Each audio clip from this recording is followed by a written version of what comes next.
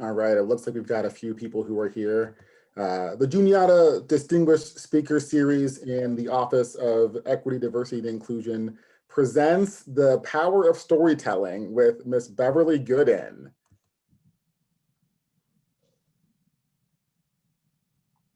And we'll pause to do our land acknowledgement.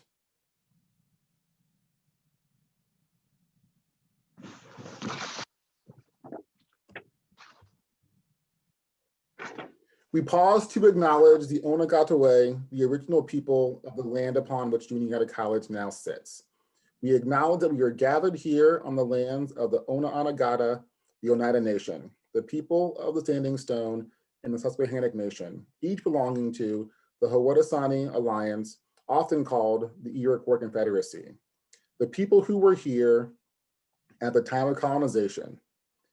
We also acknowledge the Algonquin people of the Shawnee, Tuscarora, and Lenape nations, members of the Seven Fires Alliance, the earliest inhabitants of the region now known as Central Pennsylvania, lived on this land before white settlers arrived in the region in 1764.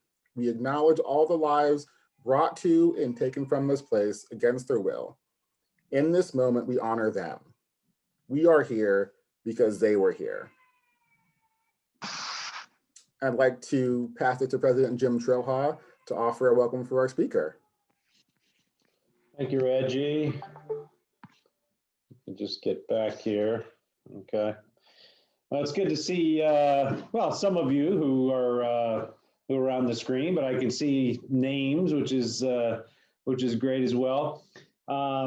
You know, Beverly and I were just having a conversation while everybody, I'm sure, is listening here. But I do want to express on behalf of all of us here at Juniata, our students, our faculty, staff, everybody, Beverly, thank you very much for joining us tonight.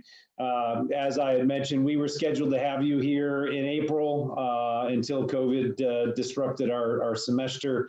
And hopefully, maybe we can do a follow-up program when we are all back in session and on campus to have you come up here to quaint Huntington, Pennsylvania and visit us up here in the Northeast. We'd love to have somebody from Houston, Texas visit us up here. So hopefully we can make that happen, Beverly. So a little bit more formal introduction so you know who you're hearing from tonight. Beverly Gooden is a representation of the extraordinary power of storytelling and social media, victims' rights advocate. Beverly has established herself as a leading activist in the modern era when she created and introduced the hashtag #WhyIStayed that led to a global movement against domestic violence. As a survivor of domestic violence herself and in the wake of several high-profile incidents, Beverly Gooden presented a viable channel for people to contribute to the conversation in a meaningful way on a global scale. She has been featured on leading media outlets, including Good Morning America, The Today Show, CNN, Time, and The Washington Post. Beverly has increased awareness while providing a relatable role model for victims and survivors. With important insight on domestic violence sensitivity, social justice, and the power of storytelling, she also offers a valuable message about hope, opportunity, and resilience. So please join me in formally welcoming to the Juniata campus community, Beverly Gooden. Beverly, the floor is yours. Thank you so much for the introduction. I'm just going to get my sharing situation together before I start. But before I start, I do just want to say that I'm really excited to talk to you tonight, mainly because I usually am speaking about domestic violence. Hold on one second. I think I can do this. Also, technology is hard for me. I don't know if it's hard for you, but it's hard for me. Okay, let's see. I'm beginning. Okay. Share. Okay, so someone tell me what you see. Do you see it a screen? Yep, we can see that. Okay, do you still see me? Yes, we can. Okay, good. Yeah. All right. So, yeah, so I was saying that I usually am talking about domestic violence only. And so I really appreciated the opportunity to talk to you all tonight as kind of like a diversion from only talking about domestic violence. And I have to apologize that usually when I'm talking about storytelling, it's in person. So it's a little bit different, but we're going to figure it out together, especially the parts where we have to talk to each other. I think one of my favorite things about storytelling is not only being the teller, but being the listener. I think that's also a really powerful position to be in. So let's get started. I consider myself to be a storyteller. For some reason, my screen just started flashing. Can you still see the PowerPoint? Is it a big screen that says the power of storytelling?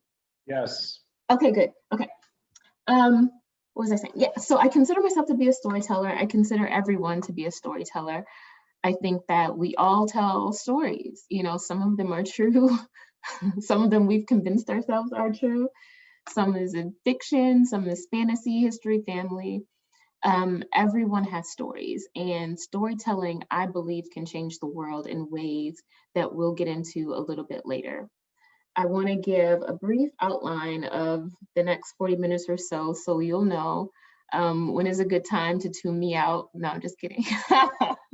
Just so you'll know where we're all going with this. So I'm going to share with you my story in a little while, but we're going to talk about what makes storytelling so powerful, some forms of storytelling and why I believe that they're valuable, how stories impact people. I want to talk about how stories impact elections, only because I think it's culturally relevant at the moment. I want to talk about how stories impact justice. You know, I am an activist in my heart and in action, and so I focus a lot on activism and advocacy. And so I think it's really important to talk about storytelling in that context. I know a lot of us are activists, even if we don't identify specifically that way. And I really appreciated the reading at the beginning of the presentation. I think that not only is really important, but it's a form of storytelling as well. And I'll share a story with you from my life that I have no idea what I'm going to tell you yet, but it'll come to me as we go along. And then we'll move into a time where you can share your stories with all of us. I think that's really important because, like I said, I love to hear other people's stories. So let's jump in. I have the PowerPoint on my other screen. So this is a picture of what's called the Megura Cave in Bulgaria. There are more than 700 of these on the cave wall, 700 of these drawings. These drawings are between 4,000 and 8,000 years old. And this, you're not gonna believe me, but the drawings are done in bat excrement, like literally bat excrement, which is really impressive that bat excrement lasts 8,000 years. And I don't understand why we don't use bat excrement more to write more things on walls, but that's just kind of incredible to me that, you know, even before there were words or even before there was a formal way of storytelling, people found ways to tell stories. You know, this is storytelling. Scholars and archaeologists get into what stories are being told with these drawings, mostly stories of hunting, large animals that you should probably stay away from or look out for, messages, poems, but all of this is storytelling. I was first introduced to storytelling, I believe, through fairy tales. I'm a huge fairy tale fan. I cannot tell you why. It just is one of those facts of my life. I love them all. And I think that, you know, fairy tales are used to teach kids life lessons. They're used to warn kids of things, but I think we limit ourselves when we make fairy tales only about kids. I believe that fairy tales, regardless of what they are, can present a simplistic way of storytelling that all of us need. I think a lot of stories are complex, and there's a place for that. a lot of stories are simple, and I think there's a place for that as well. But I know for sure that everyone everywhere throughout time has told stories, as we can see in this demonstration. And so it's probably right screen, but I want to show you some examples of stories. Businesses tell stories. This is a really old Tylenol ad. Well, obviously it says Tylenol, but it's a really old ad that tells a story. Not only is it new and improved tasting, but it's also chewables, which is a really exciting thing back then. And then most pediatricians give their children Tylenol. Now, is all of this true? I don't know, but businesses tell stories. That's the most important thing. Institutions tell stories. So we're all in this together. And I love this photo. I love this image because it is now, it's the moment. And to be honest, you don't see a lot of these in regards to any institutional setting, because here in Texas, I live in Texas, as I was just saying, people don't wear masks. So I was really excited and impressed to find this photo, but this is an institution telling a story. What is that story? I don't want to speak for the institution, but I believe it's that, in order to get past this, we all have to care for each other. And part of the way that we care for each other is wearing a mask. That's my interpretation of the story. So institutions tell stories. Religions tell stories. This is someone's interpretation of Jesus Christ. But think about it. The entirety of religion is story-based. Almost completely story-based. Christians believe in many, many stories. Some of the greatest hits are Cain and Abel, the creation story, the Great Flood, or Noah, depending on who you center in that story, whether you center the earth or if you center the man. But that's one of the greatest hits, the story of Jesus Christ. Wars have been fought, people have died, laws have been written and rewritten, all because of a story. Buddhists believe in the basic teachings of Buddha, which encompass stories. Muhammad's story is essential to the faith of Islam.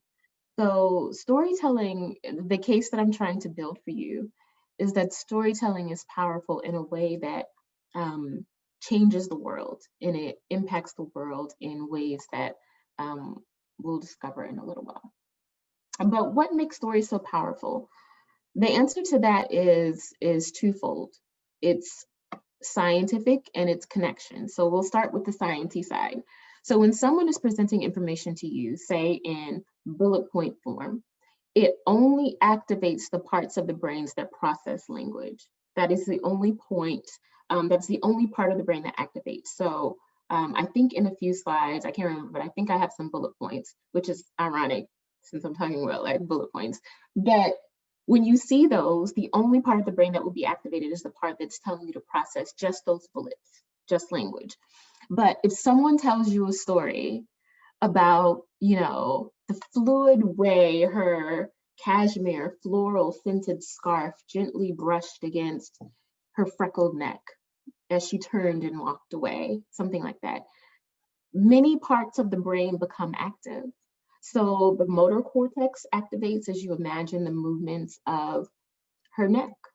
The sensory cortex activates as you imagine the feeling of cashmere. The frontal and temporal lobes activate as you think about a floral smell, what that smells like. So your brain gets super busy in a way that it doesn't unless you're hearing a story. So stories are so impactful that you can get someone who has never had the same experience that you have to physically feel what that experience is like. That's the power of stories. That's the scientific part. But the second reason storytelling is so powerful is because of connections. I believe stories connect people to each other.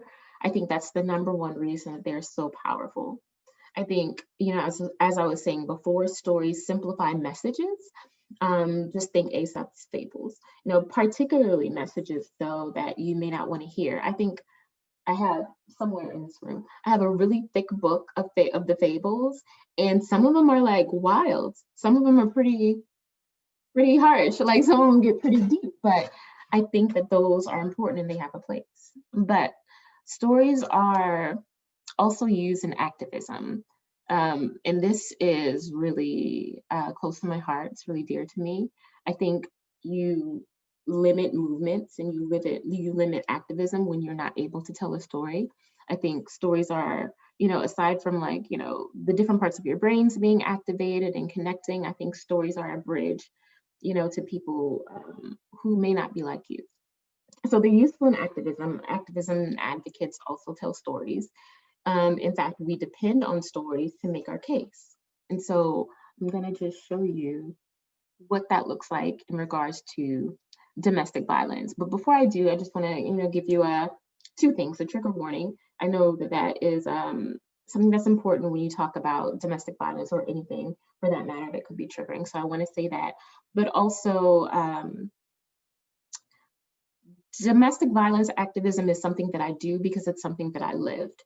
And so I want to tell you about my story, but I want to go through this first and then we'll get to my story because I think that will take a little bit more time. So let me know if you can't.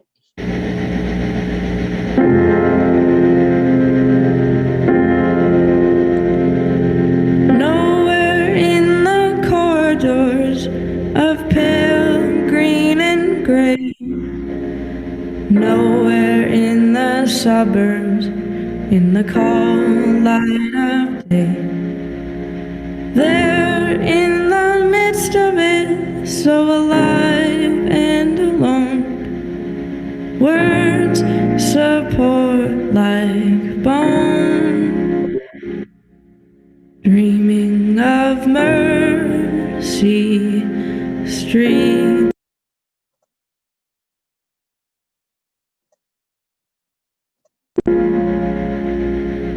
Where you're inside out, dreaming of mercy.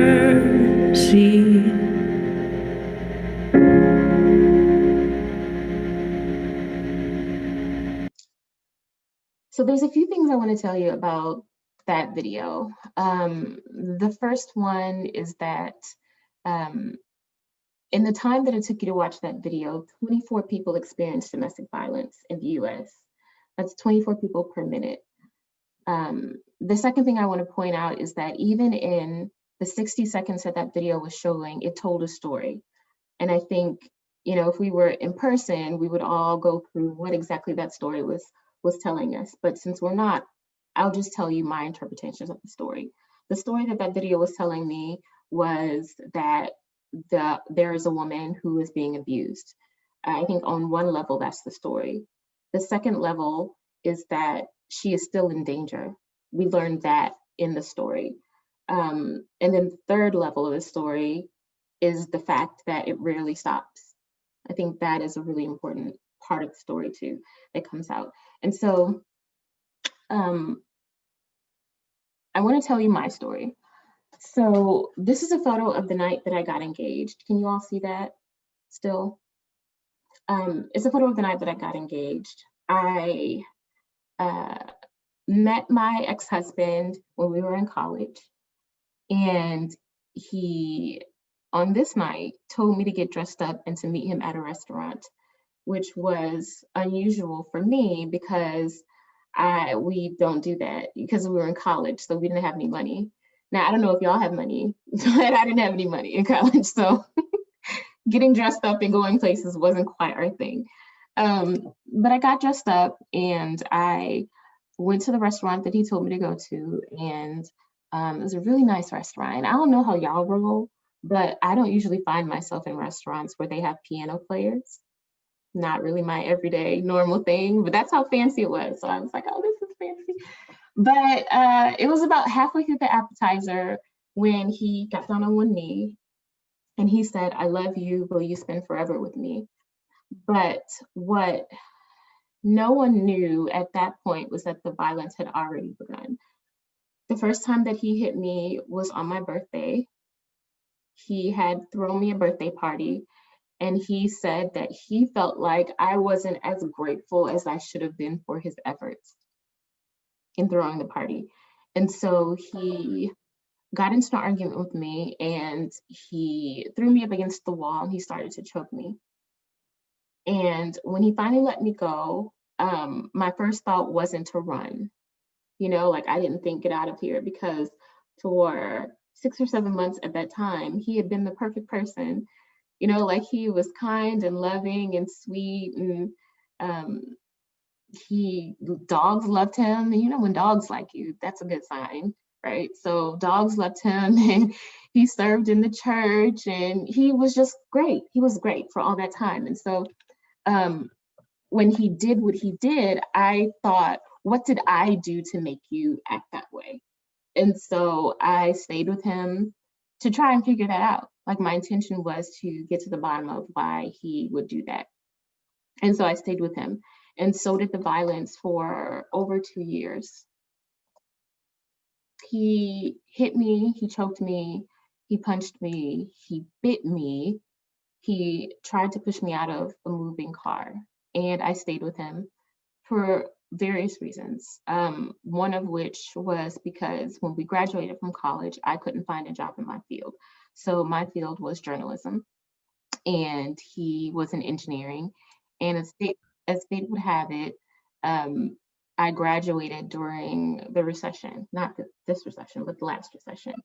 And so jobs weren't plentiful. You know, people weren't hiring, particularly journalists. It was a different journalism landscape than we have now. And so people weren't hiring, and I couldn't find a job. And so I was completely financially dependent on him. And I mean that fully. Like, I didn't have a debit card of my own. I didn't have credit. I didn't have my own bank account. I didn't have anything. Everything was joint. And so what was I supposed to do without him? You know, my parents are both janitors. They're janitorial staff at a bank. And so there is not any money waiting for me to help me. And so I stayed because he took care of everything. He paid my student loans. He paid all the bills. I stayed because it wasn't always bad. You know, like, a lot of times it was really, really good. And then, you know, violence would happen. And then we would go back to like a beautiful 30 days or 2 months or 3 months, you know, however long it would last. And, you know, I could justify that because he hit me once, but he hasn't hit me in 4 months. So it's okay now. Like, it's fine. I can stay. But then, you know, 4 months turns into 2 months, and then 2 months turns into 30 days, and then 30 days turns into 2 weeks, and then the math is off. And you can't really justify it anymore. And I stayed with him because I loved him. You know, at the time, I believed he was the love of my life, and that, you know, our love could conquer all if I just stayed and I worked it out.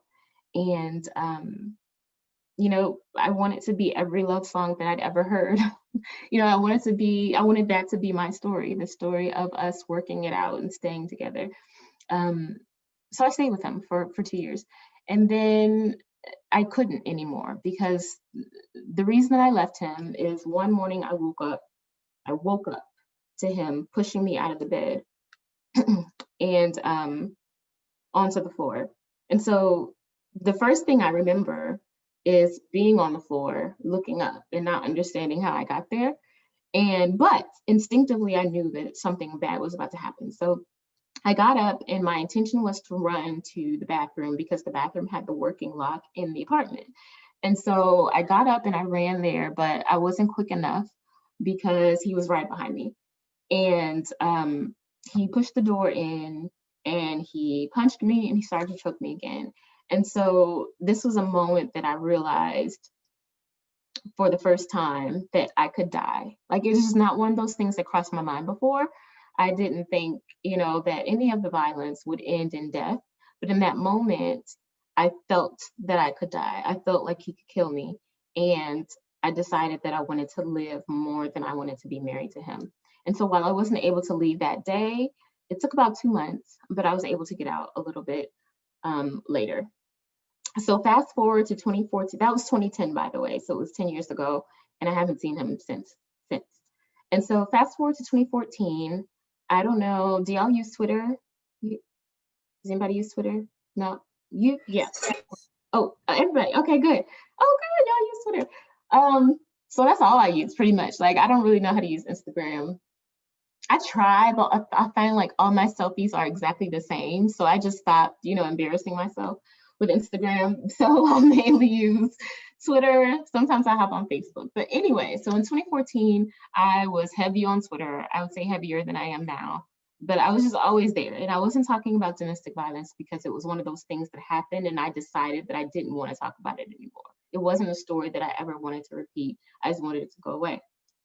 So, but I was on Twitter and I remember that day, Ray Rice, I don't know if y'all know who that is, but Ray Rice was a football player for the Baltimore Ravens, I believe.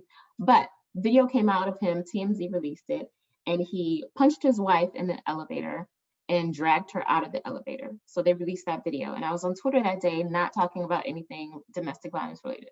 But in that moment, almost immediately from the time that the video was released, people started to say things like, why would she stay with him?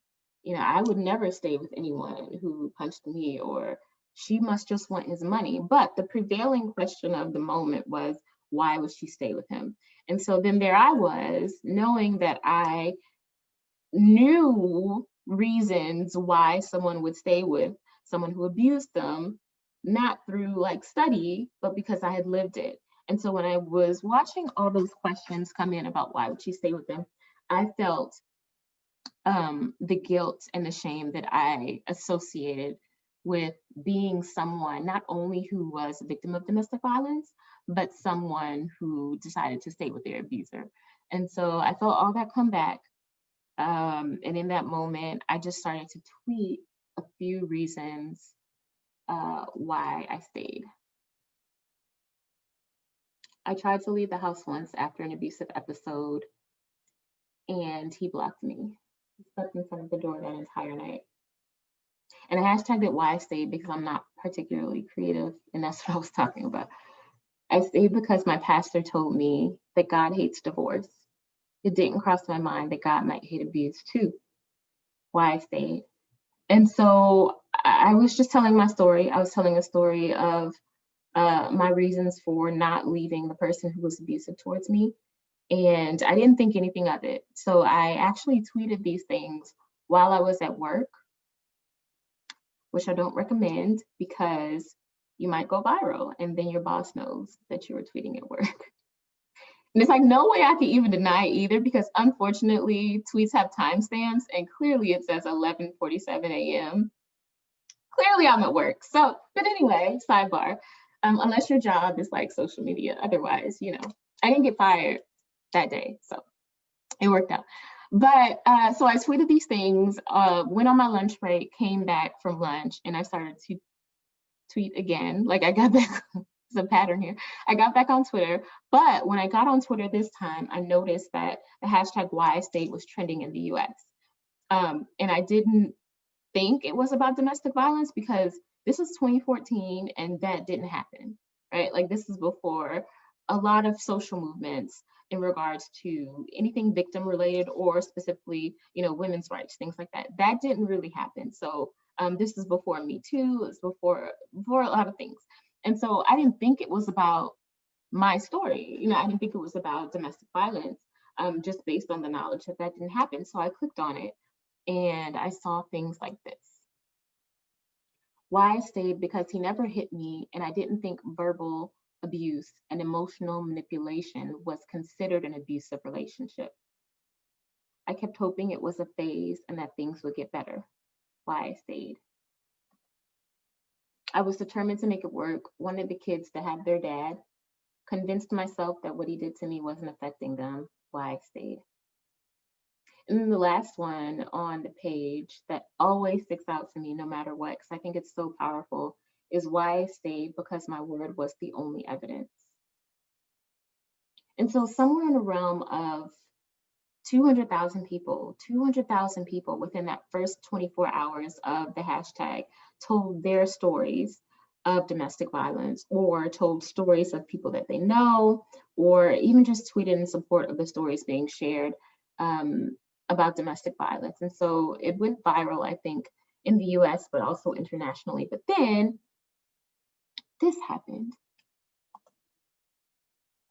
How are you doing now, Beverly? I'm doing great. You know, I'm 4 years removed from leaving, and the reason that I started the hashtag was to, one, give voice to the people out there who had that voice taken away, to give voice to them, for them to be able to speak their mind. I think what bothered me most was that the question was, why did she stay, and not why did he hit her? As if, we do this across the board with violent situations. We do this with domestic violence by saying, why did she stay? We do this with rape, with saying, why did she wear that? As if your clothing or your mere presence gives someone the right to hurt you. So I think I really want to change the conversation from why did she stay to why does he abuse? And you are really doing that with that simple hashtag and the time. So that was pretty cool. But okay, moving forward. So I want to talk about some forms of storytelling. This is the ironic slide because I just talked about bullet points. So now I feel like a hypocrite. But hopefully it activates the parts of your brain that process language. Please excuse me, I'm silly. So, forms of storytelling. And these are not all of the forms, but these are the forms that I think we use the most when it comes to non-professional storytellers. So, oral is what it sounds like. So, oral is passed down or shared vocally. These are the stories that we tell each other. These are stories that we tell our friends, right? Like these are the stories that we tell our parents if we tell them stories. I don't know. My mom tells me stories, so that's how I end up with stories. But these are the stories, they're oral. So, and then there's written, books, Twitter, Facebook posts. I didn't include Instagram in this one because I included it in the third one, which is presented. So presented stories are me right now. As I just told you, the story of domestic violence, that was presented. Instagram, I consider that a presented story because it's more visual, I would say, than textual. And then theater, film, things like that. So I want to get into, oh my goodness, time is flying. I'm long-winded, y'all.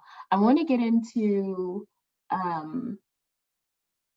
storytelling and how it impacts 3 different things that I'm most involved in. So the first one is people. So I'm going to show you, there are 3 separate videos and they're short. So we'll get into the first one.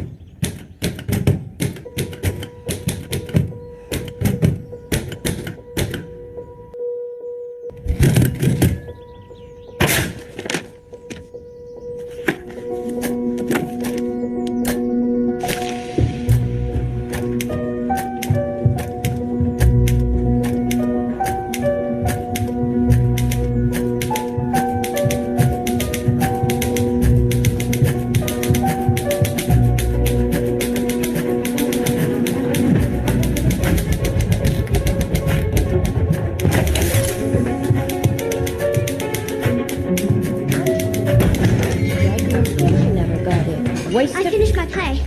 Oh, well done. Have you seen Mummy? I should be in the drawing room, I expect. I hope you're not going to be getting under our feet today, Miss Bryony. We got a dinner for Ted to prepare.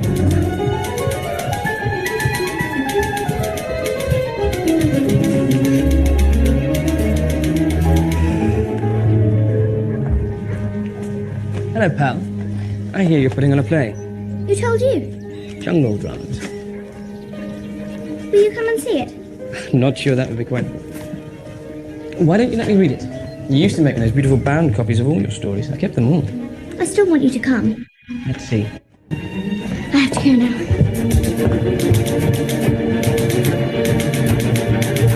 Mummy, I need you. Stupendous. It's stupendous, darling. Your first play. Do you think so? Do you think Leon will like it? Well, of course he will. The Trials of Arabella by Bryony Tallis.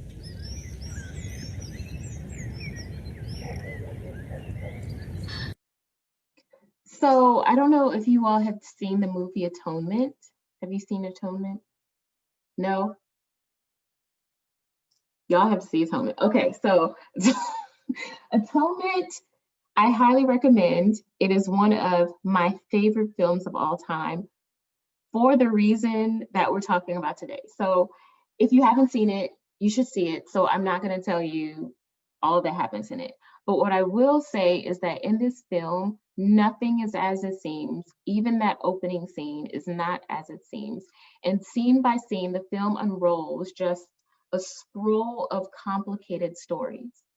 Sometimes a story within a story, but all of the stories are corralled into a larger message. And I think, you know, when you watch this film, because I am sure you're going to watch this film, you'll find that each story impacts another person in a different way. And when I say it impacts people, I mean it changes their lives.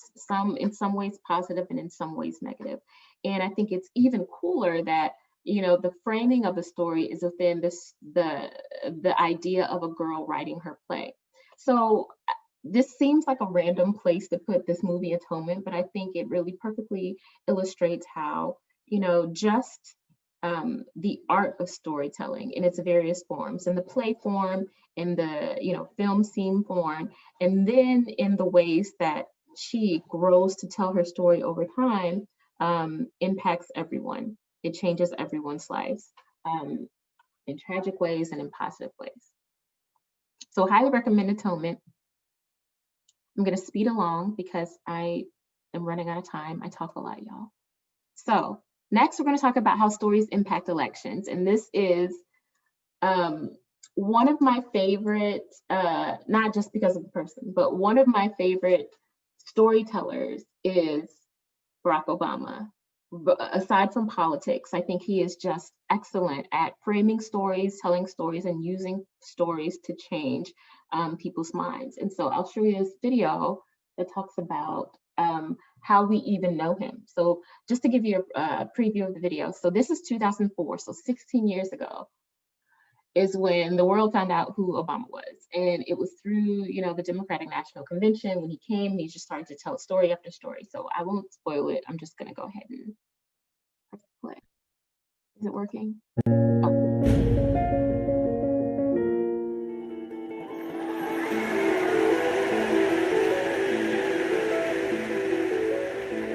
Barack Obama in 2004 was totally unknown. People were saying, I don't know who this guy is. I wonder why they picked him. He had this reputation as a bit of an upstart, as sort of a young, rising figure in the party, but no one knew who this guy was. This was his chance to introduce himself to people. Tonight is a particular honor for me because, let's face it, my presence on this stage is pretty unlikely. My father was a foreign student, born and raised in a small village in Kenya. What makes a great political speech is if you can somehow fold your story into this larger American story. The next thing he says is about his mother's family. His grandfather fought in World War II. He used the GI Bill. They settled in Kansas, so white people could say, he's just like us. My parents shared not only an improbable love, they shared an abiding faith in the possibilities of this nation. I stand here knowing that my story is part of the larger American story, that I owe a debt to all of those who came before me, and that in no other country on earth is my story even possible. Going into this speech, we've had 4 years of George Bush, and we felt as a country like we've grown further apart. 2004 was very much a divisive partisan race. Obama's speech is in some ways an antidote to that. Alongside our famous individualism, there's another ingredient in the American saga, a belief that we're all connected as one people. If there's a child on the south side of Chicago who can't read, that matters to me even if it's not my child. If there's a senior citizen somewhere who can't pay for their prescription drugs and having to choose between medicine and the rent, that makes my life poorer even if it's not my grandparent. It is that fundamental belief, I am my brother's keeper, I am my sister's keeper, that makes this country work. E pluribus unum, out of many, one. He gives a speech that presages his entire political message of 2008, which is this sort of post-partisan argument. Now, even as we speak, there are those who are preparing to divide us. The spin masters, the negative ad peddlers, who embrace the politics of anything goes. Well, I say to them tonight, there is not a liberal America and a conservative America. There is the United States of America. Obama was born with two great gifts. One is his mind, and the other is his ability to speak to large groups of people. There are three things that Obama does that really makes that speech effective. He wants concrete detail. He likes story, and he loves antithesis, the use of repetition and structure to show contrast. There is not a liberal America or a conservative America. There is one America. There is not a black America and a white America and Latino America and Asian America. There's the United States of America. The pundits like to slice and dice our country into red states and blue states, but I've got news for them too. We worship an awesome God in the blue states, and we don't like federal agents poking around in our libraries in the red states. We coach Little League in the blue states, and yes, we've got some gay friends in the red states. We are one people, all of us pledging allegiance to the Stars and Stripes, all of us defending the United States of America. The way he uses his hands, he actually points a lot and does a lot of this, and a lot of this, and a lot of that. In doing so, he gives off this sense of energy. I am new. I'm someone who is dynamic. And he doesn't do that so much anymore. He's a little more solemn and reserved when he gives speeches. So, I'm sorry, I cut it off. You can find it like on YouTube or something, but I don't want to spend too much time on it. But I showed you this not because of politics, but because I think that he is a brilliant storyteller in the way that he decided in a time where the divide was very clear to use not only stories from his personal life, but anecdotes from different descriptions of different parts of the country to bring unity. And the interesting thing to me is that Joe Biden won this year's election with that exact same message, right? Like, we are one country, one people, one core value, regardless of party. Like, isn't it interesting that it seems like that a story that connects widely is an effective, powerful story? I think that's really important. I think that's important to note if we're going to be, effective storytellers, should we choose that method of communication. And so I'm going to speed through one more video before I jump into my story that I'm going to tell you. And this is the one that's most important to me because I work in the field of justice, activism and advocacy, and the way that we tell stories can literally either save people's lives or destroy people's lives. Well, they are called the Central Park Five. In 1989, they were teenagers and were sent to prison for rape of a jogger here in New York. The men served 6 to 13 years before their convictions were thrown out. Yesterday, they reached a $40 million settlement with New York City, but as Michelle Miller shows us, that money can't buy back the time the men lost. 25 years after being convicted for a crime he didn't commit, Kevin Richardson, one of the men known as the Central Park Five, feels vindicated. Now it feels great to have a voice, because in '89 we didn't have one. All we wanted to tell y'all that we didn't do it. In 1989, Richardson and 4 other teenagers between 14 and 16 years of age were arrested for the brutal rape of a 28-year-old white female jogger in New York City's Central Park. She was dragged down the bushes near what is called the Lock, where she was beaten and sexually assaulted. The crime drew national headlines, polarizing an already divided city along racial lines. Raymond Santana served 5 years in prison. Is this over? Is the page turned? I still get up every morning saying, all right, we got to go out there and fight. It's like we haven't even been exonerated. That's how I view it. The victim was left for dead. She had no memory of the attack. There was no DNA evidence linking them to the crime and no witnesses. The case was built on videotaped confessions. Yusuf Salam was 15 years old. I met Raymond Santana in prison. Yeah. We didn't know each other. We didn't know each other. And they painted this picture as if we all knew each other. We all got together and said, hey man, let's go hang out and do this. And that's not what happened. What do you say to the people out there who just don't believe you're innocent? You know, these people had their mind fixated on us being guilty. We have tried everything we possibly could to prove our innocence, and our innocence has been proven. In 2002, 12 years after they were sentenced, serial rapist and murderer Mateus Reyes confessed, saying he acted alone. The DNA evidence corroborated his story, and a judge threw out the convictions. This is a victory story now. This is a perseverance story. This is a story about fighting the good fight and winning. And this is a story about the city doing a good thing. 22 states now have laws requiring interrogations of minors. So there are so many different elements of storytelling in the case of the Central Park Five. We've got the actual guys telling their stories. We've got the detectives telling the guys the story that they'd like them to say. We've got the initial story, the story of the jogger who was assaulted. And we've got stories of everyone else, journalists, prosecutors, news organizations, media, and more. And in the end, the detectives and prosecutors' story was the most convincing. And these innocent boys spent years. One of them spent 13 years in prison for a crime that they, without a doubt, never committed. So I show you that to say stories can be used for whatever purpose you've assigned them. So we have to be careful and mindful of our intent when we're telling stories. We have to be careful and mindful of the result of our stories. We have to be careful and mindful of who we're telling our stories to. I think that's really important too. So it's 5:48. Well, wait, I'm in Central Time. What is it there? 6:48.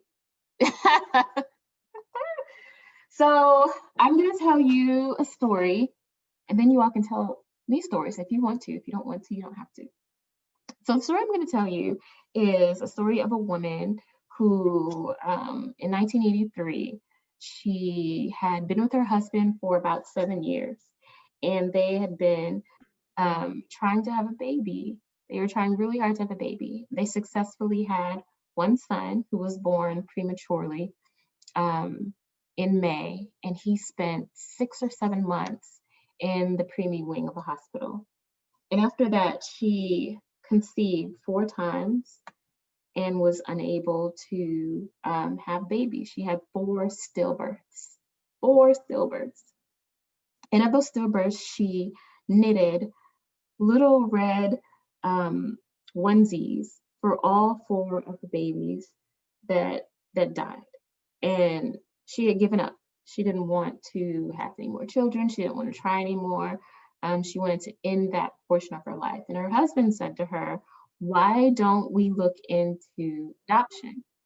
Now, the woman was not into it. Like, that was not her idea of what a family should look like. She decided that families were biological, and she was not interested in any other type of family. And so, she put it off for a little while, and her husband kept saying, we have one son who we really love, but I really feel like our hearts are big enough, to welcome another child into our lives. And so after a while, she came around and they started to look. The first place they went was an adoption agency in Ohio. And she found that because of the year it was, 1983, and all that was going on in the world with various drug epidemics, things like that, that it was really hard to connect with adoption agencies. She found that adoption agencies weren't, presenting them with viable options to go that route. And also that adoption was really expensive, because not only do you have to, find a child that you like to adopt, there are lawyers, there are laws, there are court appearances. And so they almost gave up until they went to an adoption agency named Akiba. And it specialized in Black children. So Black children are the hardest population of children to adopt for various reasons, one of which, as you can probably guess, is racism. People don't want to adopt Black kids, but also because people like to adopt kids who are babies. It's kind of uncommon to adopt a child who is older, than a baby, because everyone wants the baby that they can raise from the beginning. and not so much the kids that have life experience already. But they went to an adoption agency called Akiba, and they were shown a picture of a baby who wasn't actually a baby, about 1 year old, but baby-ish, and instantly knew that this was the baby that they wanted to adopt. But the baby was in the custody of a foster family who also wanted to adopt the baby. And so the woman and her husband got into an adoption battle with the family who had the baby that they wanted to adopt. And in the end, it was well, y'all are in Pennsylvania, so you know how it is. It was a very snowy January drive in northeastern Ohio, and it took about an hour to get to the adoption agency because that day it was a snowstorm. It was one of those, northeast snowstorms that like blanket your car with the snow. It's like 1 foot up and you gotta like shove it off. It's wild. Y'all know how it goes. So, but they made it. They made it to the adoption agency where the foster family that had the baby was waiting. And the woman went to go get the baby from the foster mother's arms, and the foster mother said, no, no, I'm not giving up the baby. This is my baby. And so the woman said, I was about to fight her. Literally what she said. But the woman gave up the baby, and they took the baby home, and the baby grew up not knowing that she was adopted until 8 years old, when my mom and my dad sat me down and said, in 1983, we went and drove through a snowstorm and we got you. And so that is the story of how I was adopted by my parents in Cleveland, Ohio in 1983. So that is my story. And now it's your turn to tell stories. If you want to tell stories, no pressure. Nobody has to tell a story. But I don't know if you unmute yourself or actually don't know how this works. Reggie, if you want to instruct me, I'm going to stop sharing. Well, I appreciate that. And I want to invite those who have a story to share to feel free to unmute yourself and share your story.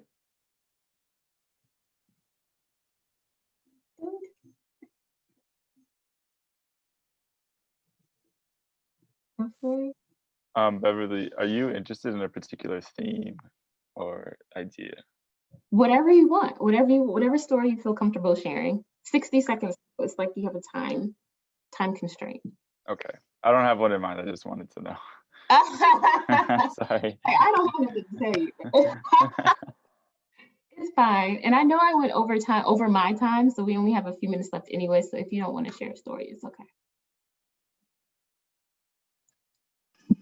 I'm from Cleveland too. That's so. How did you get all the way to Texas? That's crazy. You escaped the snow. You escaped the lake effect. I did my best. I had a lot of trips on the Pennsylvania Turnpike in the snow that I would rather not take again. And so, so I got here actually because I've lived in Texas twice. The first time I lived in Dallas, and that's where my ex-husband and I moved. Then I went back up to the Midwest because I went to grad school in Chicago. And then, I did snow twice, and I don't know what I was thinking. So, like Chicago snow with that, like, whole different level of snow.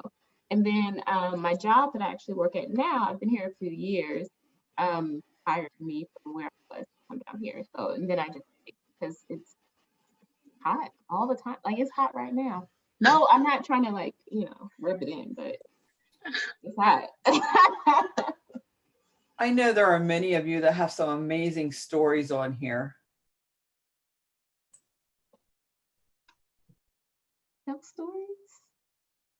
Let's see.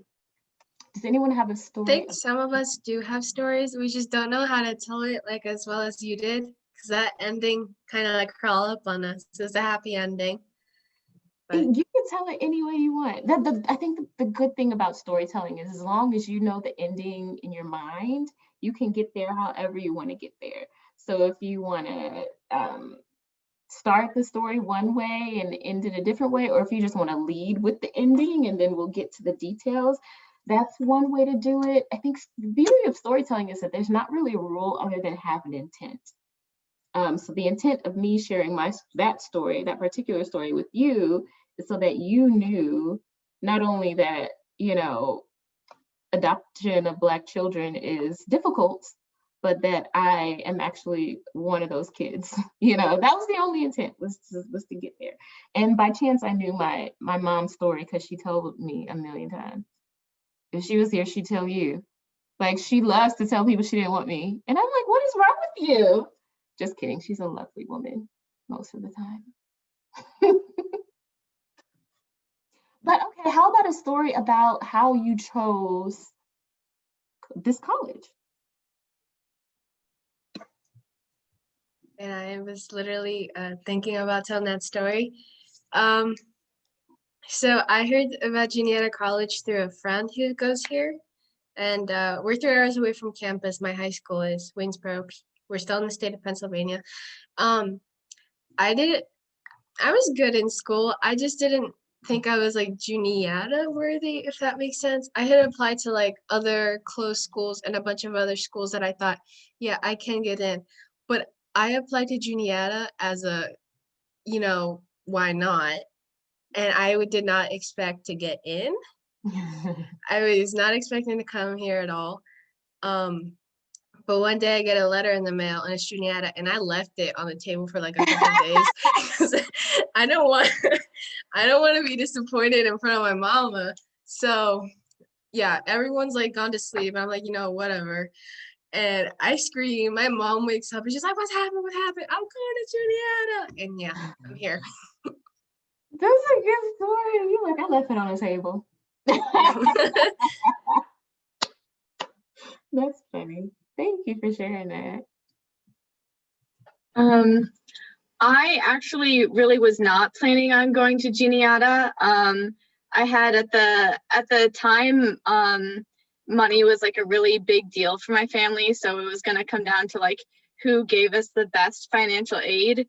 And it was also at a point in time where I really started to take like my spirituality and my beliefs seriously. So I remember praying. I was like, Lord, if I only get into like one school, that's okay, because I had like the fee waiver, so I could apply to a bunch of different schools for free. So I did, and I don't like to use the term safety schools, but like all these schools that I really should have been getting into, I just wasn't. And I remember being really panicked and really stressed. And my parents and I thought that we were just going to end up going to my community college. And then I got a letter from Juniata, and they were giving me like a really nice financial aid package, but I was all set up to go to my community college. So my Nana took me down to visit, and I remember like praying the whole way. I was like, I was all set up. I thought that this was where you wanted me to go. So, just give me one reason to say no to this school. And I almost cried during my tour because I just loved everything about the school. I just fell in love. So that was how like the day before like May 1st, like the college decision day, I signed on to go to Juniata. Yay. That's awesome. Now I really want to see the school. COVID. Why? I can go. I decided to go to Juniata after I visited this campus. One of the programs in Chicago named Highside like helped me apply to Juniata College. And when I came to visit the place first, I told one of the person, I was like, Patty, I don't know if I can like go to this place because I am used being into the city for the past 7 years that I lived in the US. And I told her, I was like, I don't know if I can go there because there's literally nothing. And it came to a point when I was like, let me just think about this. I prayed about that as well. And my mom was like, just take your time in thinking about this. But at the end of the day, you had to make a decision. And I was like, Mom, okay. So and then I went to Patty. I was like, I'm gonna give this a try. I talked to my mom that day when I went home, and also one of my problem was also the financial aid package, just depending on like where my family was from, because my mom still helps her mom back in Africa. So it was like kind of obvious situation, but not technically obvious situation. So that's my story. Thank you. These are awesome stories, and I want to just do a quick thanks to Bev for her story.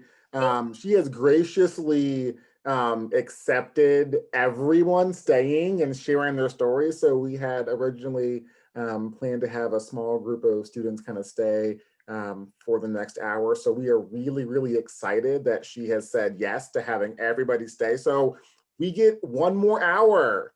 Yay! So for anybody, students, faculty, staff, administrators, please feel free to stay. Ooh, tell stories. Yeah, so Faculty back to you. But yeah, anybody who wants to stay, please stay. No pressure though. If you don't want to stay, I know it's like, it's afternoon here. So no, I'm just kidding. I would love to stay, but I have a 45-minute drive, and so I need to go home. But thank you all for sharing what you have shared. And you're going to hear some amazing stories that they do share, because they are some amazing students on this line here and on this Zoom. And so the ones that you've already heard from are wonderful. And you've got some really great students on here that can share some amazing stories yet that I've heard, including Calvin. I see him scratching his head right now, but he's got some stories too. So like, I know I've heard some of them. That was a Thank you calling. for sharing, Beverly. Thank you for coming. Calvin, I heard, somebody told me that you got a story. Calvin, you're up. I'm not gonna say who told me, but somebody told me.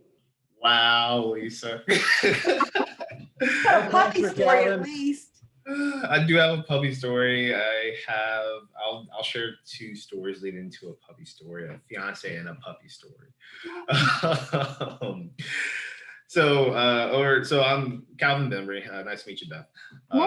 For those of you also here that don't know me or that do know me, I graduated 2019, so now I'm back as a RLC, Residential Life Coordinator, RD for short. And over the summer,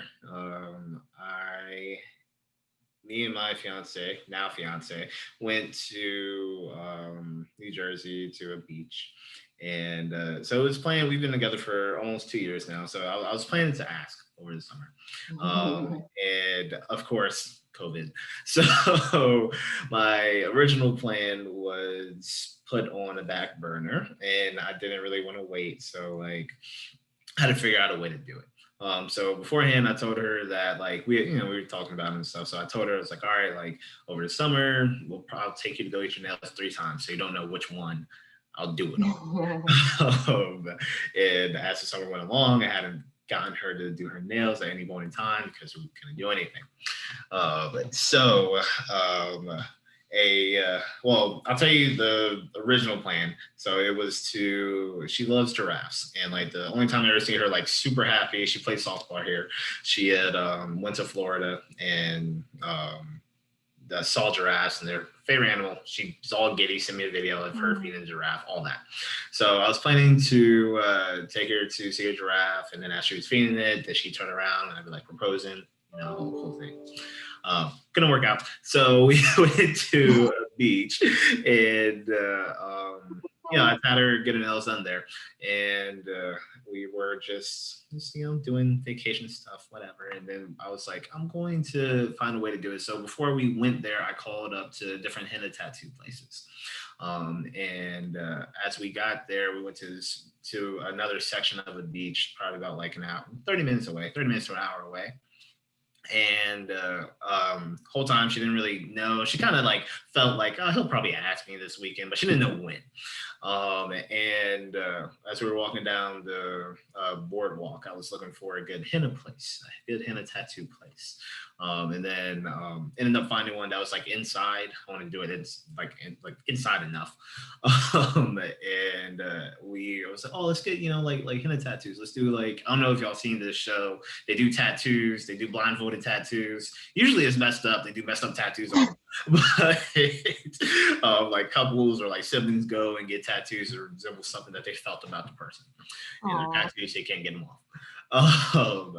I went the smart route and got a henna tattoo, and we did blindfold, and hers was "Will you marry me?" with the ring around it.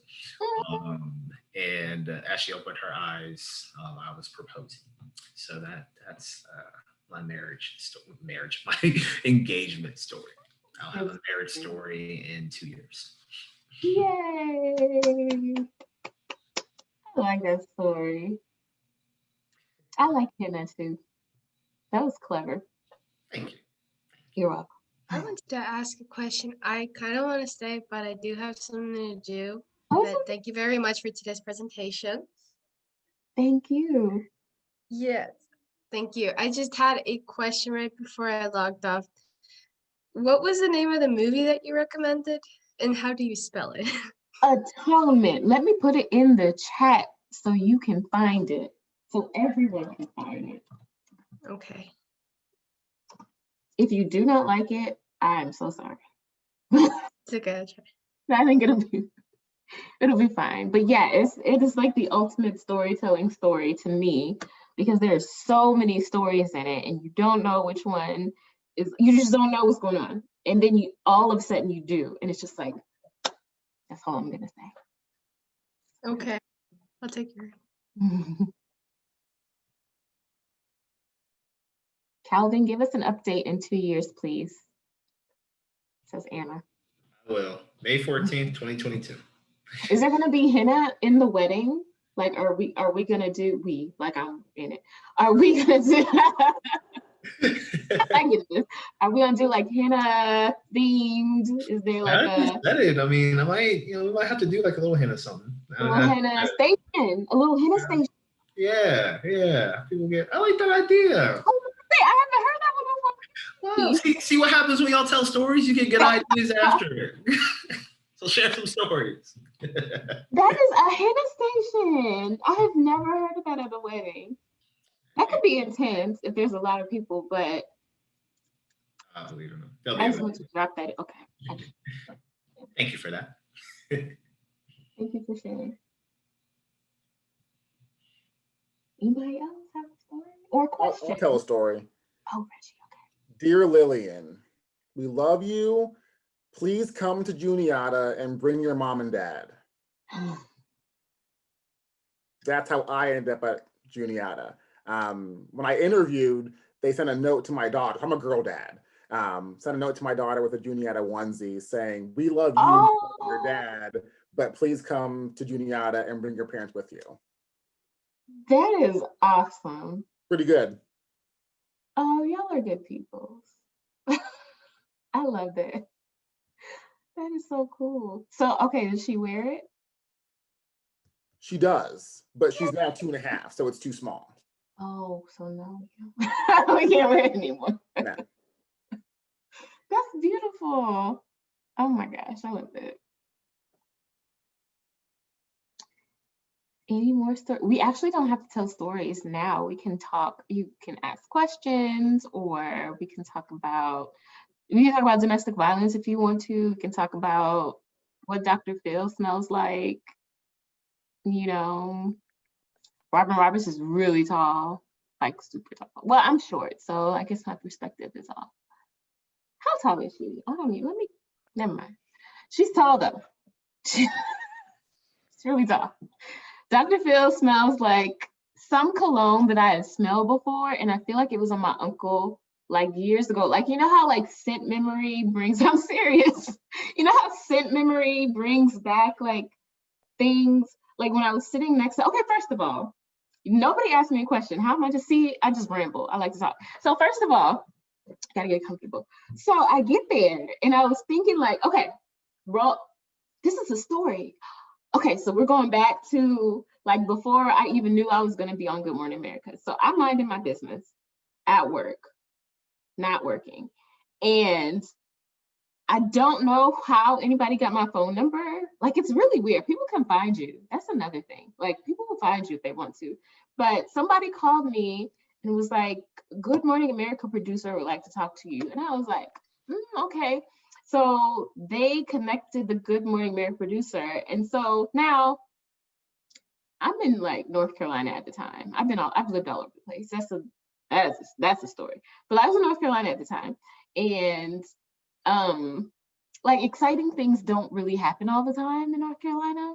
Like it's just kind of, it's North Carolina, you know, like it's not New York, it's not LA, it's North Carolina. Like we're just minding our business in North Carolina. So they get on the phone and they were like, we want you to come and be on Good Morning America and talk about your story and your hashtag. And I was like, okay, I can do that. So like, and I was thinking like it was going to be one of those green screen, like I'm in my home and there's a screen behind me and then I'm on Good Morning America that way. And I was like, oh, okay, cool. So, you know, you just let me know what time I need to be ready. And they're like, okay, well, we're going to set up your flight. And I was like, what? I was like, oh, what are you talking about? Like, I was so confused. I don't know what was going on. Most of the time, I don't know what's going on. But they were like, we're going to set up your flight and we'll, you know, someone will contact you. And I was like, okay.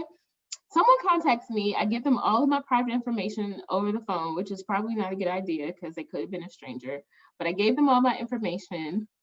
And the next day, I'm on. Now, my boss didn't know what was going on. My boss didn't even know that I had been married. You know, like he didn't know any, like this was all a secret to everybody, right? Because I just didn't talk about it. And so imagine having to go into your boss's office to tell him several truths. You were married before. That person was abusive. You talked about it on Twitter while you were at work. It went viral.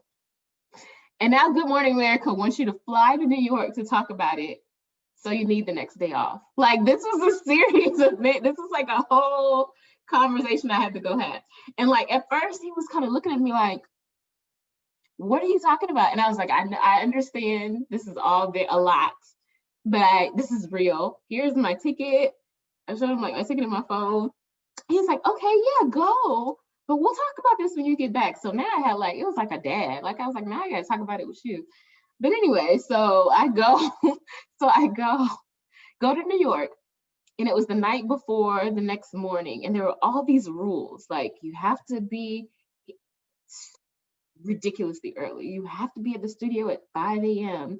and you can't do this and you have to do this. And there's no mini bar in the hotel room because they don't want you to drink it and get drunk. And like, I don't know why that assumption was made, but don't want you to drink it and get drunk and like all this stuff.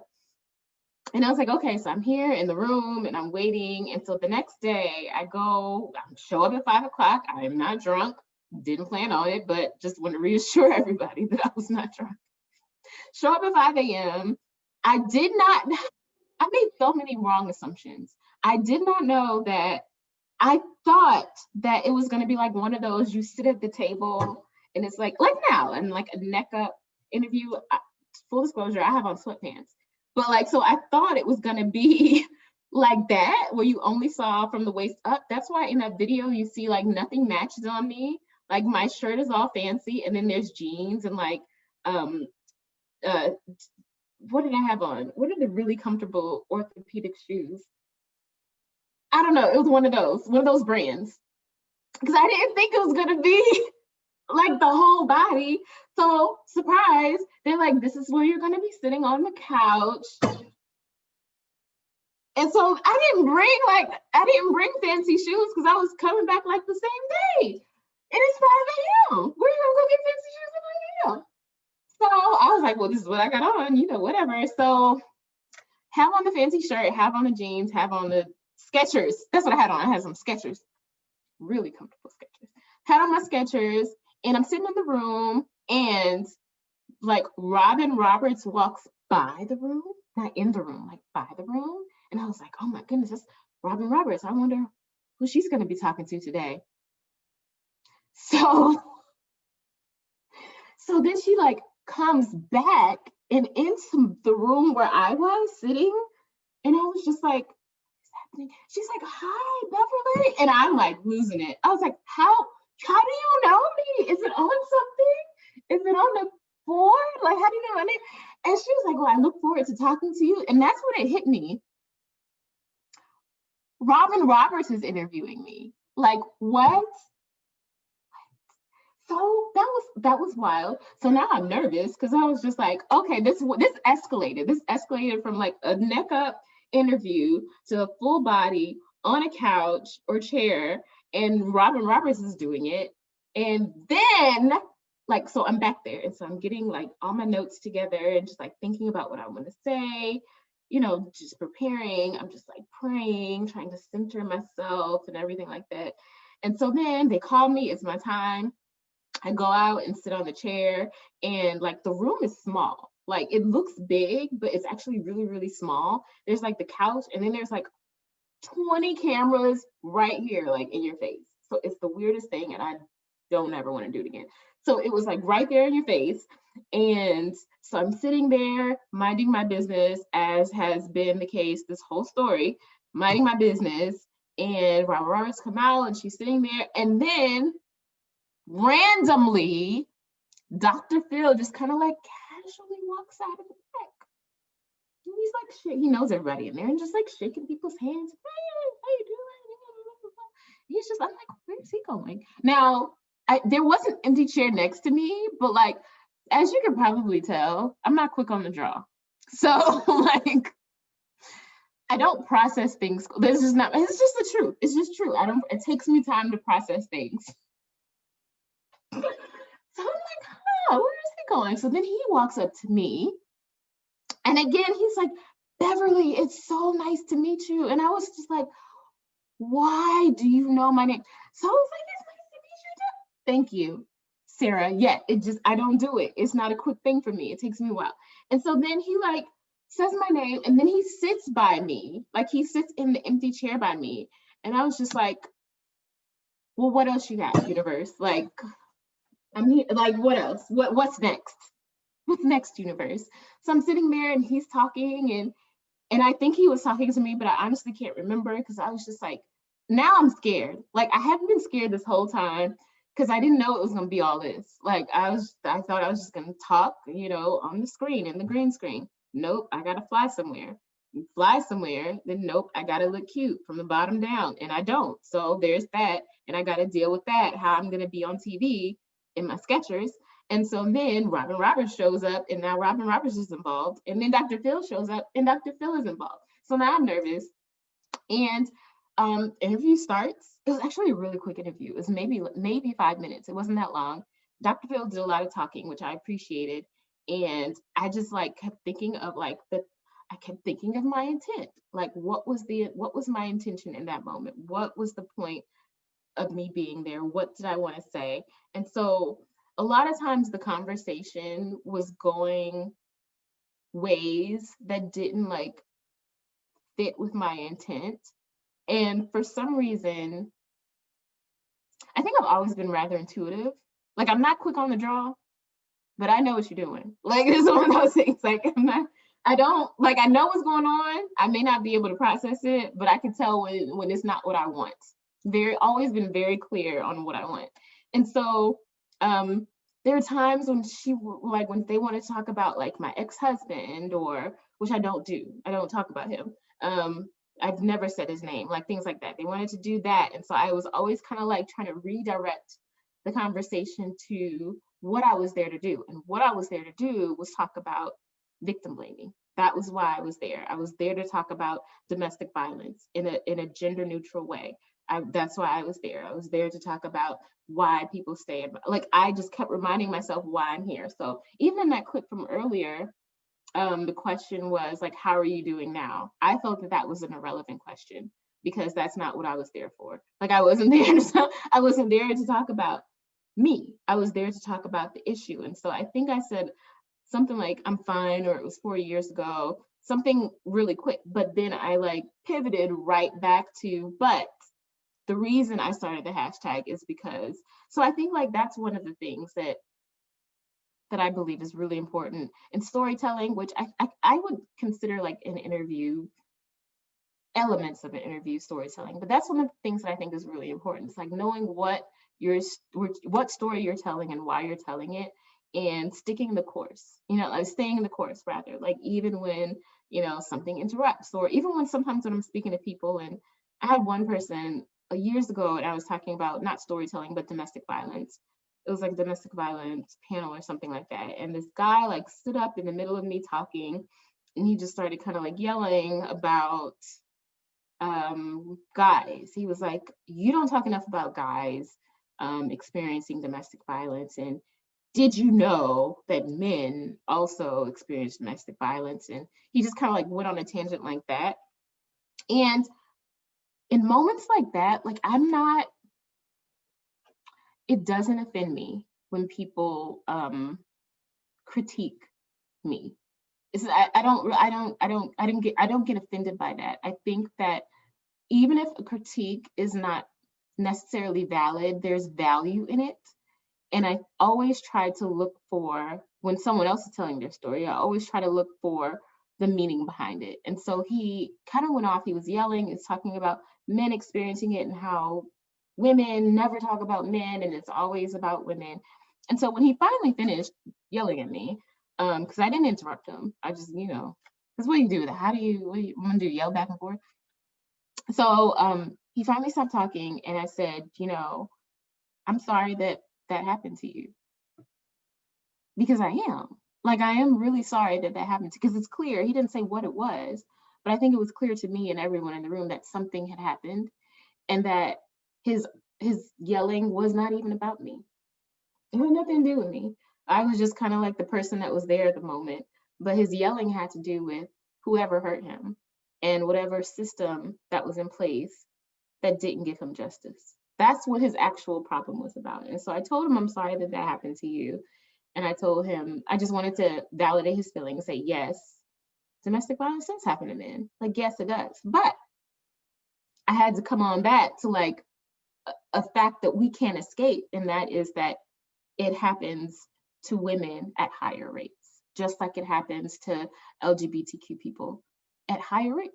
Like these are just facts. It happens to Indigenous women, way higher rates. Like missing and murdered Indigenous women is like a huge problem right now. So I'm like, these are facts. And while I am acknowledging what you're saying, and I'm sorry that happened to you, I do want to point out that the reason that a lot of the literature and a lot of the lecture is focused on women is because of the high rates of domestic violence they experience. That's not to say that no one else does, because domestic violence is truly gender neutral, truly, like anybody. It happens regardless of race, age, socioeconomic status, all of that, it doesn't matter. But it's important to note that there is help somewhere for you. Now, I didn't have back then, I didn't know where all the help was, but I knew that there were organizations like 1 in 6, because the stat is 1 in 6 men experience domestic violence. 1in6.org, they work on that. A Call to Men also works on that. So I tried to like tell him where that there was help for him and what organizations that are not me, because I don't, that actually do focus on victims of domestic violence who are men. But also I wanted to stick to my story, because I'm not a man and I can't speak to that experience. I just can't, there's nothing I can say other than having like the basic human empathy for someone who has also experienced a violent relationship. I've got nothing else, because I can't speak for you. I can't speak your story. So hopefully he stops yelling at people, number one, and he has found, a way to tell his story to someone who can help them. I have no idea how we got here. What was I even talking about? Don't know. Anybody else have a story? I have no idea how we got it. I think it was that you were describing, like, you were like, oh, I know how Dr. Phil smells. And I'm just like, oh, that's cool. I think that's how we got there. That is correct. Thank you, Sarah. Dr. Phil does smell like, he smells like my uncle. He does. And that's kind of really funny that you just have that experience. Like, well, I know that now. Yeah. He smells like someone's uncle, someone being me, but I'm sure a lot of people's uncle. He just has like the uncle smell. It's not a smell emanating from his body, but like the cologne he wears. So I was like, y'all gonna be like, Beverly said Uncle Dr. Phil smells like an uncle. It is not what I meant. We are recording this, just so you know. This is hilarious.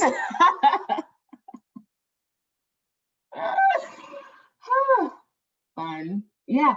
So that was my story about Good Morning America. Everyone was so nice to me.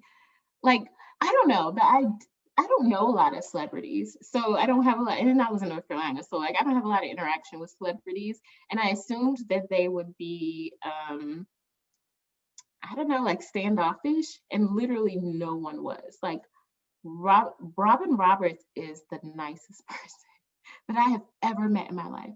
Like, I witnessed her, like, saying good morning and speaking so kindly to like the custodial staff in the Good Morning America studios. You know, like, you know how some people don't do that? Like, some people think that they're so, you know, important that they don't have to treat everyone with basic kindness and human decency. She is the nicest person I've ever met. Dr. Phil, also the nicest person. Like, I was just like, wow. Now, I don't know if all celebrities are nice. Let me just say that. But those two specifically were just like incredible to me. And I think that they were the perfect two people, having experienced their own, you know, relationship complexities, to speak with on that day about domestic violence. So that's my story about that. It was really, okay, bye. Bye, Kelvin. Hannah, wedding. Don't forget me. Okay. Oh, I got you. Thank you. That was her invite. all very valid for it. It's all good. Have a good Nice wedding. meeting you, though, Bev. Nice meeting you. Bye. Good night. Bye. But that's all I have. I mean, does anybody else have anything? We don't have to stay the whole time. I mean, I can talk the whole time, but we don't have to do that. It's up to you all. I have a question, just background. You said you studied in Chicago, correct? I did. Where did you study for your journalism? So I did journalism undergrad at Hampton University in Virginia. It's a HBCU, and it's near like Virginia Beach. Well, it's like 30 minutes from Virginia Beach, but it's on like the peninsula, the Virginia Peninsula. And so it's about, just weird random history facts, it's about 10 minutes away from the place where the first slaves were brought to the United States, like the very first ones. And so they have like all types of not monuments, but like, what are the things where like they put them up and there's like a long paragraph story of like what happened right here in this, whatever that's called. They have a whole bunch of those. But yeah, so I went to Hampton University. In the beginning, it was like Hampton Normal and Agricultural Institute. Then it was Hampton Institute. It was started by a guy who fought in one of the wars, and one believed that, I'm not trying to make him seem just, because none of them were just at the moment, but he at least believed that Black and Indigenous people had the right to learn. Part of that was self-serving, because they wanted Black people to grow things to feed them. So there's that. But no, I'm not talking to you, Alexa. I hate when that happens. Wait, hold on. You gotta be quiet so she'll stop. Alexa, stop. Okay. Anything can happen when I'm on the spot. So, but yeah, so that's how that college was started, and it just kind of evolved over time. And it's, I think, one of the top HBCUs, which to me, I hate when people say that because it's meaningless. All HBCUs are important. There are no top HBCUs. No HBCU is higher and more prestigious than the other, regardless of what Howard tries to tell you. We are all important. Howard is where Kamala Harris went. Wonderful person, wonderful school. They're not better than us. Anyway, so I went there for undergrad. Then I went to How's the band? Huh? How's the band? That was the band. That's how you judge, is how's the band? Our band is better. First of all, not only is our band better, but we actually have sports teams. What does Howard have? When's the last time you heard Howard won something in sports? Literally never. Anyway, so how about the band? And we have a band. Our band is the Marching Force, and they are excellent, world renowned. I just made that up, so I don't know if it's true, but that's the story we're going to go with. World renowned marching band. But and then I went to Loyola University, Chicago, for my master's degree, which was in social justice. Ironically, I started that in 2007 and finished in 2009. Well, kind of finished in 2009. I had more paper to write. Isn't college tricky? Like, you think you finished, but then you got a whole nother paper to write. So I fake finished in 2009, but like I always say, I started my master's in social justice before it was popular, because back when we started in 2007, no one knew what social justice meant, and everybody was always like, so what are you going to do? Are you going to do nonprofit management? And it's like, it's not, you don't have to do that. Like, there are other things that you can do with social justice.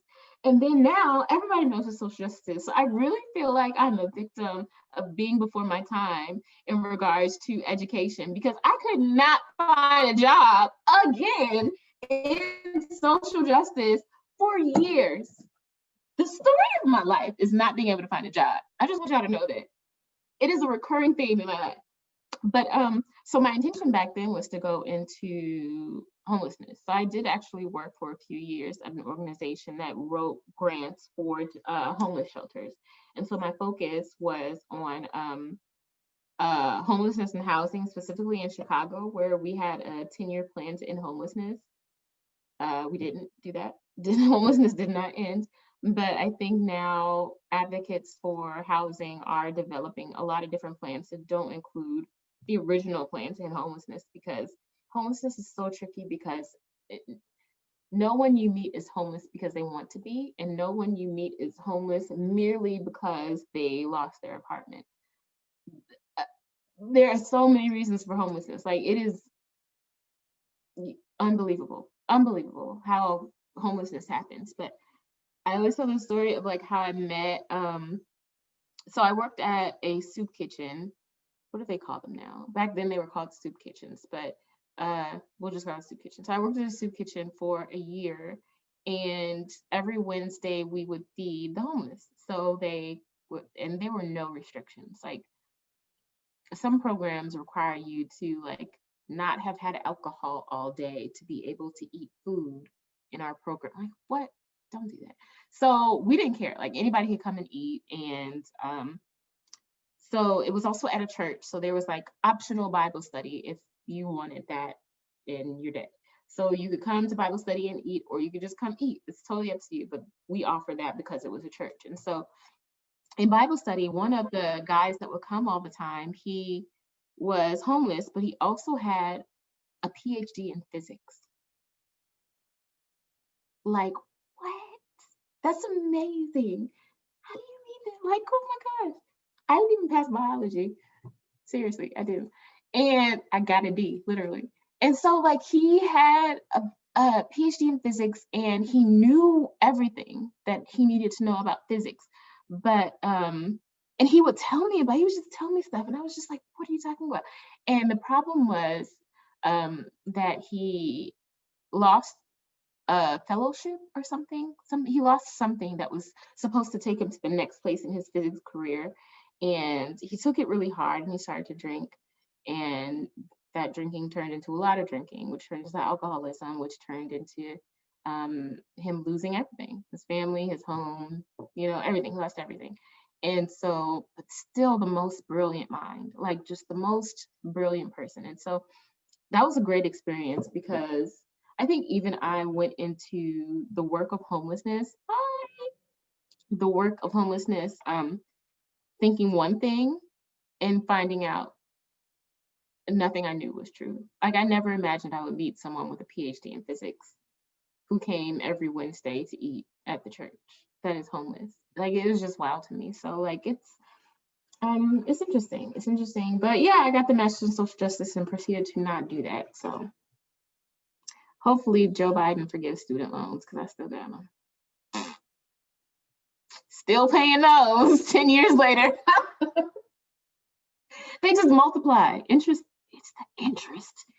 It just multiplies. Like I swear to God, I pay all my bills and then the next month, the balance is more than it was the month when I paid it. How does that work? Interest. It's the devil. I don't know how we got onto that either.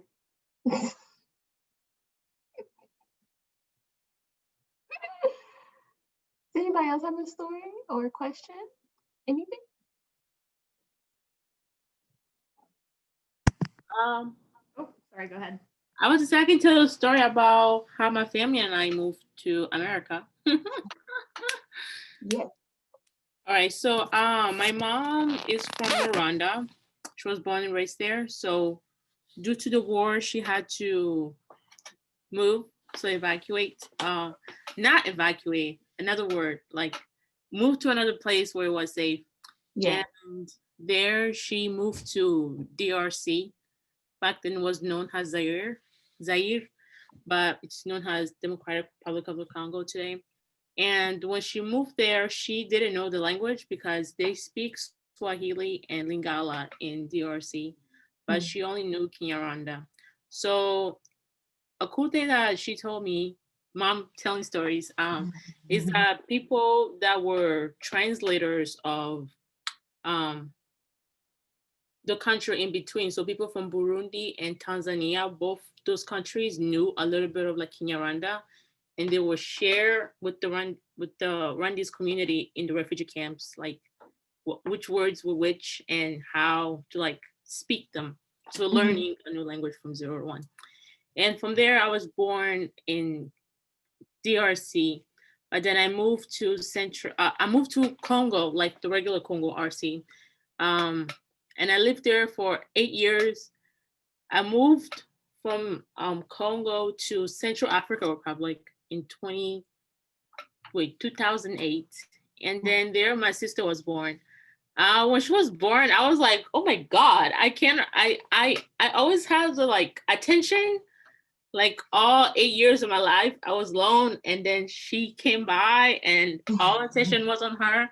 I was like, why? And our birthdays just 2 days apart. I was like, why the same month? I was so like child brain. Like I want the attention, but there's a new person in the house that need the attention. New person. Yeah, I didn't have fun. I was like, I had to take care of her, like all these things. But then we moved to Central African Republic, and from there, like also they speak different tongues, so different languages. So I also like have had to learn the language there, which is called Sango, and then like every single day I will practice. But like there were already people that moved to Central African Republic when the war happened instead of Congo, which is literally like next door to Rwanda. And I was like, I don't know how to say anything in this language, like nothing. But it took me about 2 years to learn that, or a year and a half. And then we lived there for 4 years. And then in 2012, I moved to the US. We moved here based on a green card with the refugee camps that wanted to help African refugees that wanted a new life in a different continent. So we moved here to the US. And when I first saw this country, I was really surprised, especially like in New York City.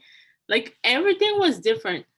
Like the stairs, I was like, should I even go down the stairs? The elevators, I thought the elevators would like take me somewhere else.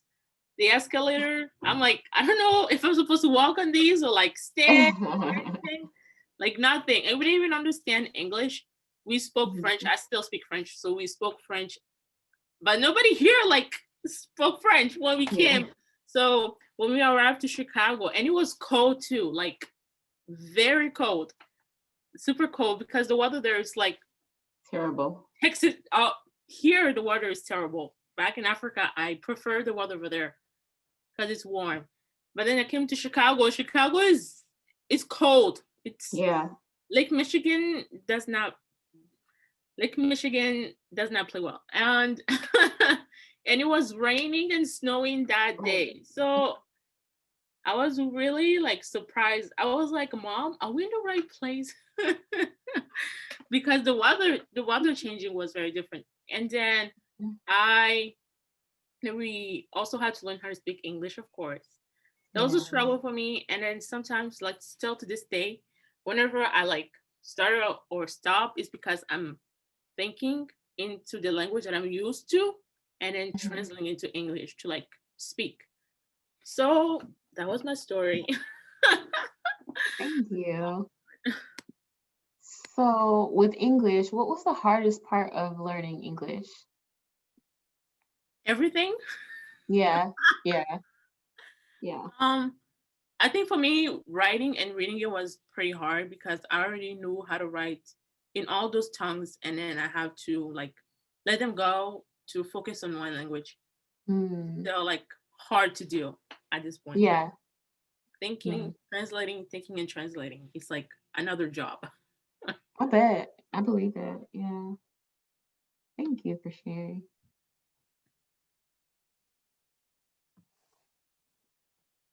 Are there any other stories? I'll go ahead and share a story I have.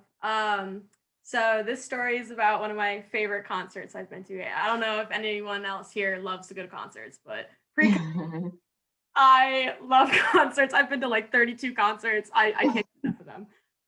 But I live in Virginia. DC people, anyone out there?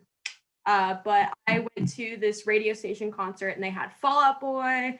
They had AWOL Nation. Does anyone know New Politics? That's kind of like a smaller band. Anyone heard of them at all? Kinda? Okay, whatever. It's okay, whatever. A bunch of people were there. And me and my friend wanted to go, but it was on a school day. So I had to go around to all my teachers and get checked off, like being like, okay, I can skip school for the day. Oh my gosh. So wait in line to get front row at this concert because I had pit tickets and I really wanted to get barricade. So me and my friend Kaylee went and we waited in line for over 14 hours. And it was winter of 2015, freezing cold. I'm pretty sure it snowed at one point when we were there. Yeah, cold. And it was just crazy time in line. But we did get barricade. It was awesome. We got like left side, so such a good location, everything. And New Politics came on. And I kind of knew them. Like I kind of grew up with their music. My sister listens to them, but I didn't really know the band. And he was coming down to the barricade to like take fans' phones and record on stage. And this was back when like Snapchat, you actually need to hold down the button to record, you know, back in the good old days. Yeah. Yeah. And I noticed he was giving back the phones to people that had Snapchat. So I quickly switched over to like the normal iPhone recording thing. And he took my phone and brought it on stage and recorded everyone. It was amazing. It was so cool. My Twitter's at Sarah_Breyer. The video's on there. But yeah, it was super cool. And that is cool. Like amazed. But the next day at school, I was in chem class and DC 101, the radio station that hosts the concerts, they were talking about the concert last night. And they were talking about me. They didn't know who I was though. They were just talking about the fan, whatever. And my sister, who was also there, went on the radio station, was able to get on air somehow. I don't know what she did. And was talking to them about me. And I don't really know what she said because I wasn't on the radio when she was talking, but she texted me and she was like, call DC 101 right now. They want to talk to you. It's like, oh, okay. So I'm in the middle of chem class and I called DC 101. I'm like, hi, name's Sarah. I'm the one that got their phone taken, blah, blah, blah. And they're like, oh, great. We'll put you on the air. I was like, oh, okay. So I'm on the air talking to, I don't even remember his name, the DC 101 dude. And he was like, so we were just talking to your sister about like how your phone was the one that got picked. I was like, yeah, like, you know, it's pretty cool. And he was like, yeah, your sister tells us you have some pretty long arms. My sister could have said anything. She could have, I had pretty eyes, or I don't even know, but she told everyone on live air that I had long arms. So now I have people on Twitter adding me and saying, hey, long arms, and like calling the radio station, be like, we want to talk to long arms. It was a whole funny, crazy thing, but it was really funny because I was able to connect with all these people.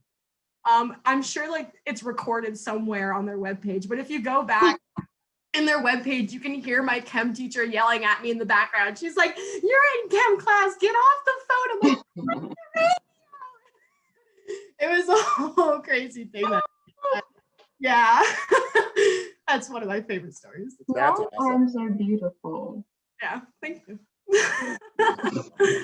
Well, we are almost at our hour, and so I guess I want to just kind of end with kind of any words of wisdom from Bev. I know like the power of storytelling was kind of like what we focused on, and kind of your avenue with advocacy and domestic violence. I guess, what are some parting words that you can share with us, to continue us on our journeys of storytelling? Yeah, that's a really good question. Parting words, I think that one thing that I can say is that recently I've been hearing a lot of people, like you can hear Twitter, but like seeing a lot of people on social media or just kind of like in different groups say things like digital activism isn't important, or anything that you do that's not physical is unimportant. To me that includes storytelling in whatever way that you tell stories. And I just want to, I guess, encourage you. Yeah, that's the word I'm looking for. I just want to encourage you by saying that whatever you do in regards to whatever you're passionate about, I'm passionate about activism, but whatever that is for you is important.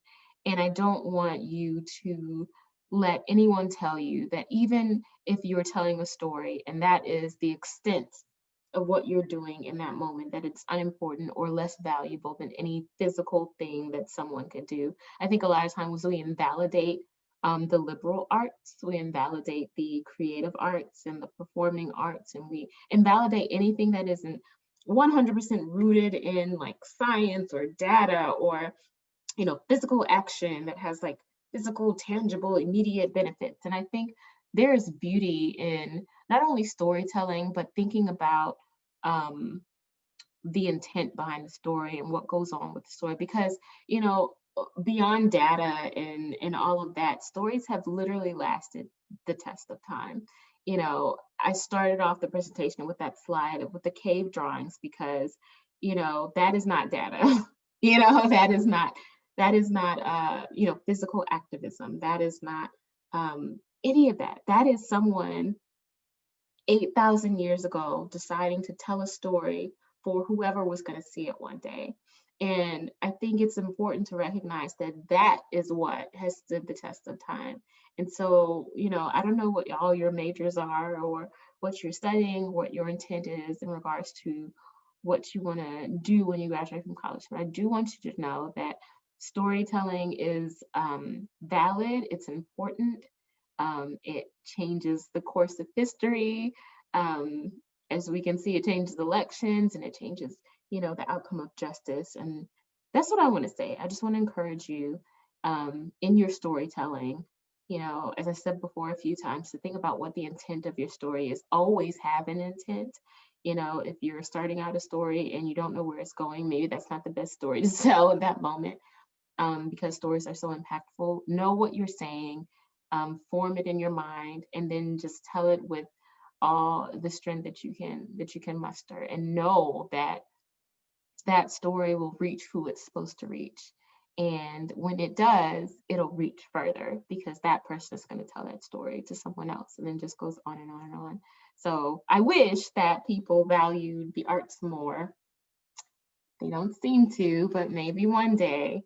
But I just want you to know that I think they're valuable, and I think whatever story you tell or are going to tell is valuable as well. So I just want to encourage you.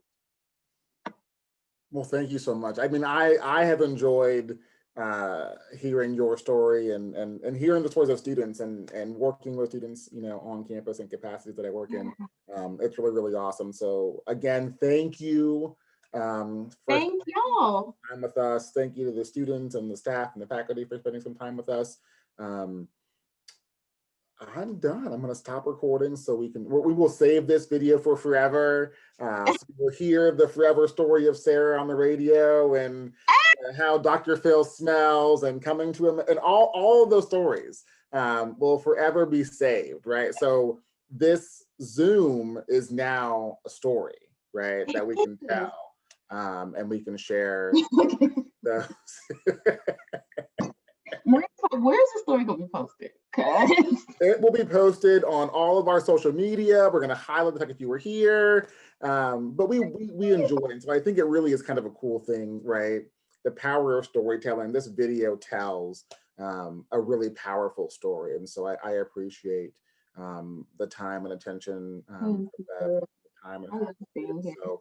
we are really thrilled to have had you in our presence via Zoom for the last few hours. And I hope I can meet you all in person one day when this is all over. Yes, yes. When we're all safe. Perfect. We're all safe. Thank y'all. I really appreciate it. I hope you have a great night. Thank you.